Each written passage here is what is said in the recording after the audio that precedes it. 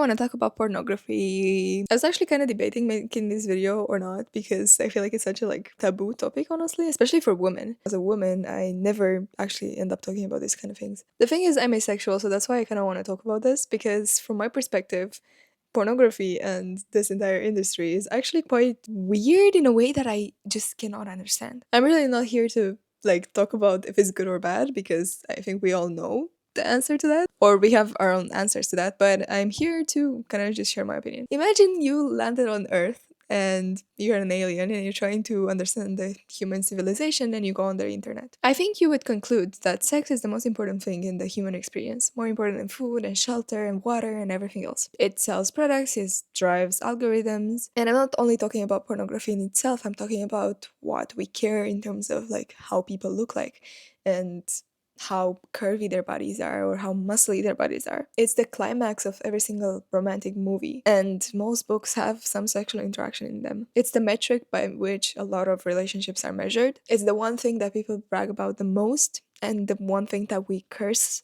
the most about. It's the one thing that we worry about the most. We lie about the most. We fight about the most. And we have so many different opinions on it. Abortion, is it right or is it wrong? What is sexual assault? What is a choice in sexual experience? What is a no? What is a yes? And when you're ace, you look at all of these things and you're like, this is what's ruling all of us? Is this really the core of all human experience? And I'm not saying sex is not important. I'm really not saying that, because I know for a lot of people it is. But I just think I'm in a position, because I don't have this sexual attraction. I'm not really driven by this thing, to kind of say that a lot of it is manufactured. A lot of it is fake. A lot of it is kind of hijacked. It's amplified way more compared to what is natural and beautiful. And I think pornography is one of the most extreme versions of that hijacking. So what I notice about pornography from an outsider perspective, because I am an outsider and I did watch pornography to see what it is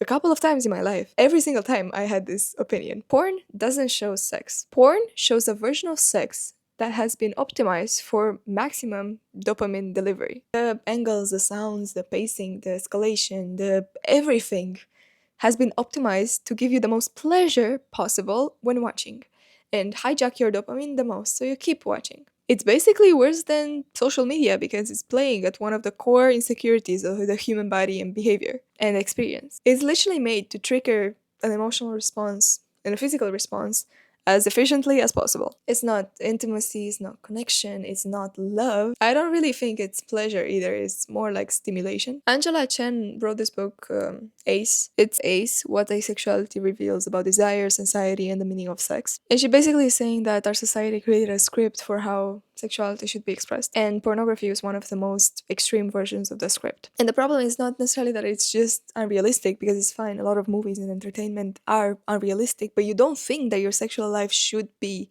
like those movies. You watch a fantasy movie, you don't think that your life can ever be like that, right? But you watch pornography, you really do think that your sexual life should look exactly like in that porn movie. And I do say this in conversations with my friends. I feel like a lot of people, because sexual life is very under talked about in many communities and many situations, we don't really talk about what's good and what's not good, and we don't really even research that for ourselves. So I think because porn is the only way to get access to this sexual information, we end up just taking a lot of it in our brains and just following it step by step, basically like a template. And the thing is, it's not a template, it's fiction. It's completely unrealistic to think that you can have pornography in your daily life with your partner, and then putting that pressure on both people is just gonna end up in the hugely decreasing sexual activity that we're having with Gen Z right now. And also a lot of other problems, because the more you think that a fantasy can become your reality, the more you're gonna be insecure about your own capabilities, because you're gonna think that it's either your fault or your partner's fault, and then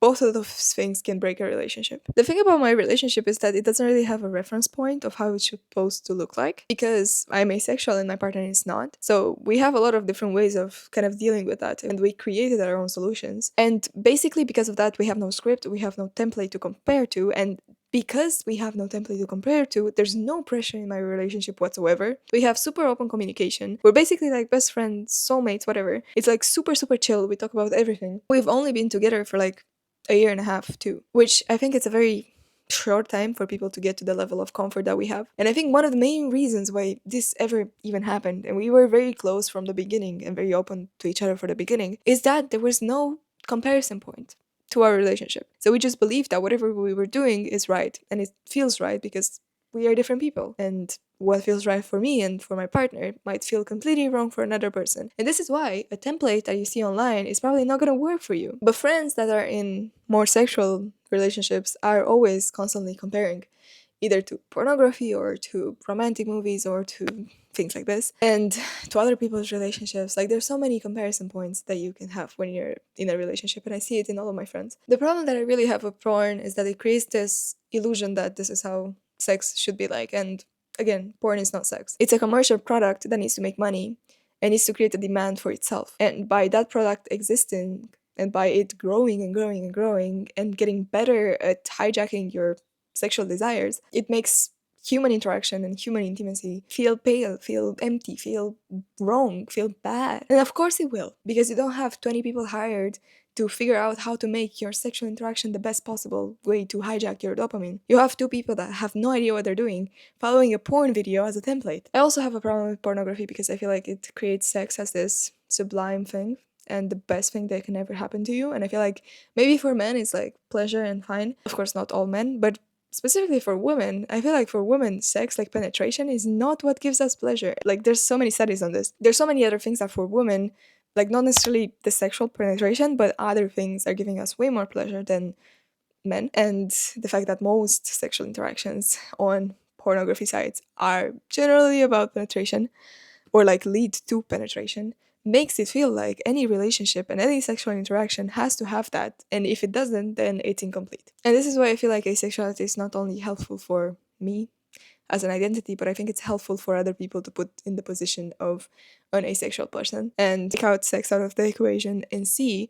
I made a video about how relationships change when you're asexual and stuff like that, but like, see how you would interact with it. How other options do you have, and do you actually really need sex to survive? Because in most cases you don't. There's so many other alternatives, and there's so many other things to explore in a relationship. And I do want to be clear about this before I finish this video. I'm not anti-sex, although I'm asexual. I'm anti-sex for myself, but not for other people, of course. But I am anti-script. I am anti following something that everyone else tells you to do or shows you to do just because a lot of people manufactured it to hijack our dopamine. I am anti thinking that this high level of like extremism in a sexual interaction on pornography sites is something that is real in between two people that again have no idea what they're doing, or even if they have ideas of what they're doing, they still should not have the pressure to raise to those high expectations of pornography, because pornography is not sex. And I think the worst thing possible that can happen to a 13 or 12-year-old person, child,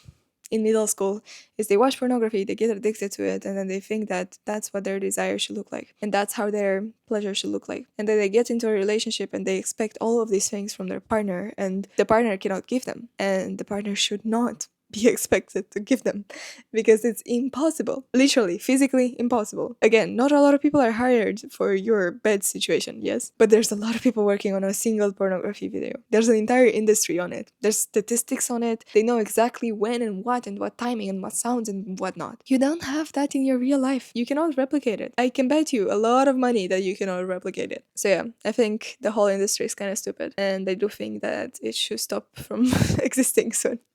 Anyway, I hope you enjoyed this video. I hope you learned something from it. I really hope you kind of caught a new perspective on this, and even if it's not new and it's just something that you've been thinking about, I really hope you can like comment down below and like we can have a conversation about it, because I feel like it's so under talked about and there's a lack of communities where you can actually talk about this openly. So I want to create that community, honestly. Like, feel free. I wasn't really expecting to make so many like sexuality videos, but I feel like there's a lot of conversations that are happening in the comments in my past videos about asexuality, so I really want to kind of build this community. For now, we'll see what I'm gonna post in the future. Anyway, I hope you enjoyed this video, and if you did, then I made a lot of videos on sexuality, so this is the playlist. I love you guys, so best of your life. Kisses. Bye!